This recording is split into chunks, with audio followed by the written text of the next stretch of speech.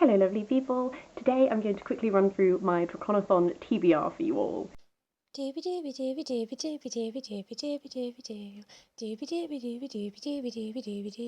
vlogs. DraconAthon is a dragon-themed readathon, which is such an exciting concept of itself.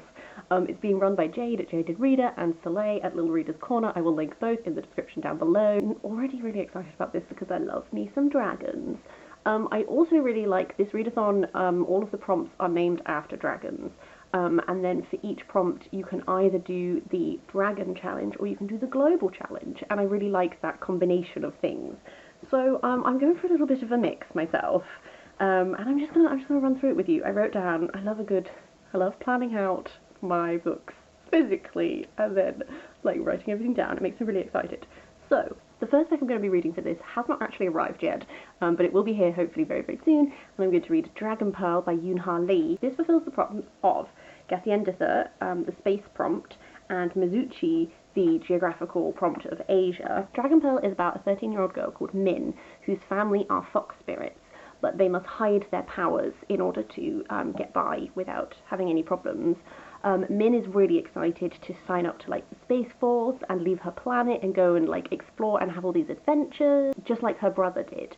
But she gets word that her brother has left his post to go search for the Dragon Pearl, and this doesn't sound right to her.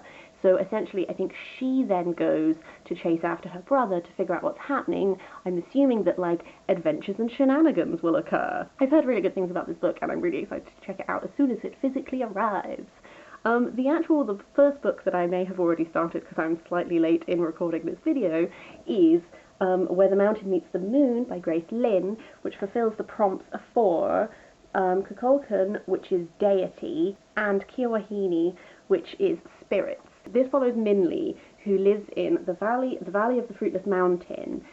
She and her parents spend their days working in the fields. Their life is very hard. But her father tells her all of these lovely stories, including a story of the Old Man of the Moon. Minnie decides she's going to go find the Old Man of the Moon, ask him how to bring fortune to her family. Along the way, she's going to meet some little creatures, including a dragon, as I'm guessing from the cover. I have briefly started this. I'm not very far in.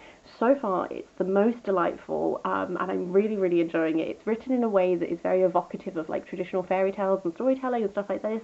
I also just think this book, as a piece of art, is just really beautiful. Like, it has these little illustrations, and I just think it's really gorgeous. So I'm hoping that this is going to continue to be a delight. For the Isre Goch prompt, I'm going to be doing the global prompt, which is to read a book from Wales. This is Gerald of Wales, The Journey Through Wales, and the Description of Wales. I initially was potentially going to actually read the final book in Catherine Kerr's Devery cycle, or the final book in the original Devery cycle series. There is now a new one, which everyone has been loving because it has a gorgeous cover, which I agree, but I don't know if it's tied into the whole series. The only reason I'm not reading that one is because I don't actually own it, and having been on a book buying ban, I have bought a lot of books, and I was like, maybe I shouldn't buy another book. Maybe I should read the ones I have. So this is actually my partner's. He's lent it to me, but it's about Gerald of Wales who's a real person in the 1100s who went on a journey all around Wales and sort of like just wrote about it. And I think it's going to be a really interesting like look at Wales at that time, both like the people and the geography and like the politics and all that sort of thing. And this is one that I have been meaning to read for a while, just like tangentially in the back of my mind, and this seemed like a good opportunity to do so. The final two prompts are Aida Huedo and Akwaeke, which both tie into the continent of Africa. So for the global prompts, you have like the specific place that the dragon is from, and then you have like the continent, which you can use as to open up the reading as long as it's own voices. For both of these, I'm going for a book that I talked about really recently in my 5-star book predictions video.